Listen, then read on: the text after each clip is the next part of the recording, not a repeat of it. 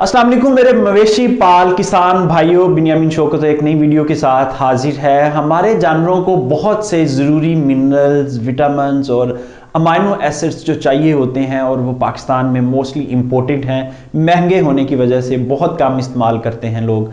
Commercial dairy farm और जो हमारे पढ़े लिखे फार्मर्स हैं वो तो इसको अफोर्ड कर लेते हैं क्योंकि इनकी अफादियत का पता है उनको, तो इसलिए एक्स्ट्रा पैसे खर्च कर लेते हैं उसके ऊपर। लेकिन जो हमारे छोटे काश्तकार हैं वो ना तो इसकी अफादियत को समझते हैं और ना ही वो इजाफी पैसे खर्च करते हैं और बाज़ औकात उनमें खर्च करने की सकत भी नहीं होती, जिसकी वजह से जानवर बहुत सारे ज़रूरी विटामिन्स, अमाइनो एसिड्स वगैरह से महरूम रह जाते हैं और फिर अल्टीमेटली पैदावार में कमी वाक़ई होती है। किस तरह की पैदावार? सबसे पहले दूध की पैदावार कम होती है, उसके अलावा जानवर हीट में आने में टाइम लेता है और तीसरे नंबर पे अगर आपके गोश्त वाले जानवर हैं तो वो गोश्त की पैदावार कम कर देते हैं, यानी रोज़ाना का जो वज़न है वो कम कर देते हैं, वेट गेन कैपेसिटी कम कर देते हैं।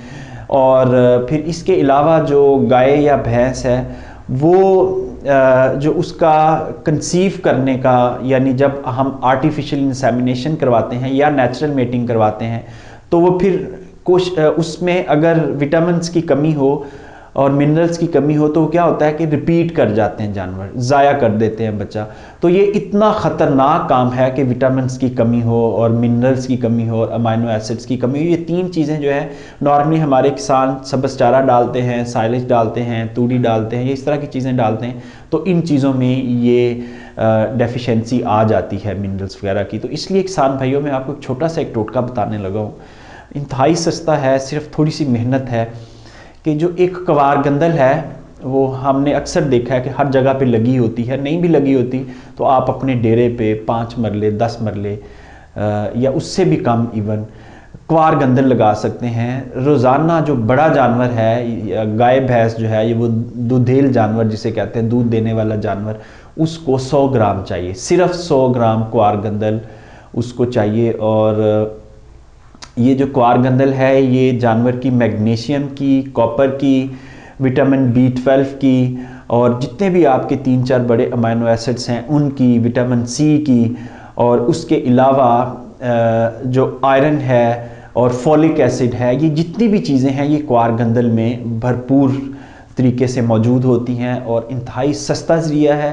फार्म पे ग्रो हो सकता है, आपका जहाँ भी फार्म है वहाँ आप ये लगाएं और 100 ग्राम बड़े जानवर को और 50 ग्राम हिफर्स को और 10 ग्राम 3 माह से ऊपर के काफ को, 3 माह से 6 माह के काफ को 10 ग्राम और इसके अलावा 6 माह से 1 साल के काफ को 50 ग्राम और हिफर को 75 ग्राम, 50 से 75 ग्राम और बड़े जानवर को 100 ग्राम। ये क्वांटिटी अगर आप हफ्ते में 3 दफ़ा जानवर को देते हैं तो आपके जानवर जो हैं वो सिर्फ 1 माह में, 1 हफ्ते में इसके नताइज आना शुरू हो जाएंगे और 1 माह में आपके जानवर की जो स्किन है वो आपको शाइन करती हुई नज़र आएगी, बाल जो हैं वो घने होते हुए नज़र आएंगे और उसका जो लीवर है, लीवर फ्लूक एक बहुत बुरी बीमारी है। और किसान भाई जो मवेशी पाल किसान हैं वो जानते हैं कि ये जानवर की पैदावारी सलाहियत को कम करता है। लेकिन जो एलोवेरा है उसमें अल्लाह ताला ने ये ताकत रखी है कि वो लीवर की डिटॉक्सिफिकेशन करता है। इसका मतलब ये है कि जो जितने भी उसमें मुज़र असरात हैं या उसमें जहर पड़े हुए हैं या जो हम मेडिकेशन करते हैं, अद्वियात देते हैं जानवरों को, उनके असरात बाकी होते हैं।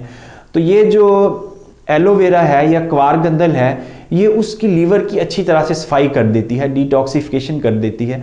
और अगर जानवर का लीवर ठीक काम कर रहा हो, उसमें टॉक्सिन्स ना हो, उसकी टॉक्सिफिकेशन ना हो, डिटॉक्सिफाई हुआ हो, तो फिर जो आपके जानवर की ब्लड बनाने की और उसको सर्कुलेट करने की और प्योर करने की सलाहियत है वो बढ़ जाती है और इसी तरह वो फिर सेहतमंद भी रहता है, बहुत सारी बीमारियों से महफूज रहता है और छोटी मोटी बीमारियां जो होती हैं उनके ख़िलाफ़ उसके जिस्म में क़ुव्वत मुदाफ़त मौजूद होती है, जिसकी वजह से आपका जानवर बीमार नहीं होता। तो क्वार गंदल जो है वो इसका सीड आपको नर्सरी से मिल जाता है जनाब, हर जगह पे, हर नर्सरी में ये मौजूद होता है। नर्सरी से जो है वो हाइब्रिड क्वारगंदल के आप पौधे लगाएं और ये 2 से 3 माह में आपको पैदावार देना शुरू कर देते हैं और आप काटते जाते हैं, ये नीचे से दोबारा उगते जाते हैं। ये मुसलसल एक दफ़ा लगाएं तो ये 10 से 15 साल मुसलसल पैदावार देने वाला एक पौधा है और इंसानों में भी इसकी बड़ी अफादियत है। इंसान भी पाकिस्तान में बहुत कम, लेकिन बैरून ममालिक में लोग इसका जूस बना के पीते हैं। बाकायदा तौर पर क्वारगंदल का जूस पिया जाता है, इतना ये सेहतमंद है। तो इसीलिए जानवरों के लिए भी ये बड़ी ज़बरदस्त चीज़ है। तो अगर आप भी कम खर्च में, यानी इसमें तो खर्च है ही नहीं, बगैर खर्च के अगर आप अपने जानवरों को इतनी अफादियत देना चाहते हैं, उनको सेहतमंद रखना चाहते हैं, तो क्वारगंदल जो है वो आपके लिए अक्सीर का काम कर सकती है। एक सवाल ये भी है कि क्वारगंदल को जानवरों को कैसे खिलाना चाहिए। तो किसान भाइयों, बड़ा आसान सा हल है, जिस तरह आपका जानवर खाए उसी तरह खिला दें। अगर जानवर डायरेक्ट पीस उसके मुंह में डालें, खा जाता है तो ठीक है, अदरवाइज चारे में मिला दें, अदरवाइज आटे में मिला दें, अदरवाइज गुड़ में मिला दें, शक्कर में मिला दें, चीनी में मिला दें, रोटी में मिला दें, जैसे भी जानवर खाता है इसको खिला दें, कोई मसला नहीं है। लेकिन जितना डायरेक्ट ही अंदर जाएगा, अगर आप चारे में डालेंगे तो बहुत ज़्यादा मिक्स हो जाएगा, जितना बराह रास्त जाएगा उतना ही ज़्यादा फ़ायदा होगा, डाइल्यूट कम होगा। तो इसलिए किसान भाइयों कोशिश करें कि बराह रास्त इसको खिलाएं, चारे में अवॉइड करें। अच्छा, एक और सवाल ये है कि जो गब्बन जानवर है, प्रेग्नेंट जानवर है, उनको कितना देना है। तो जितनी मैंने क्वांटिटी बताई है उसको हाफ कर दें, प्रेग्नेंट जानवर के लिए उतना ही काफ़ी है।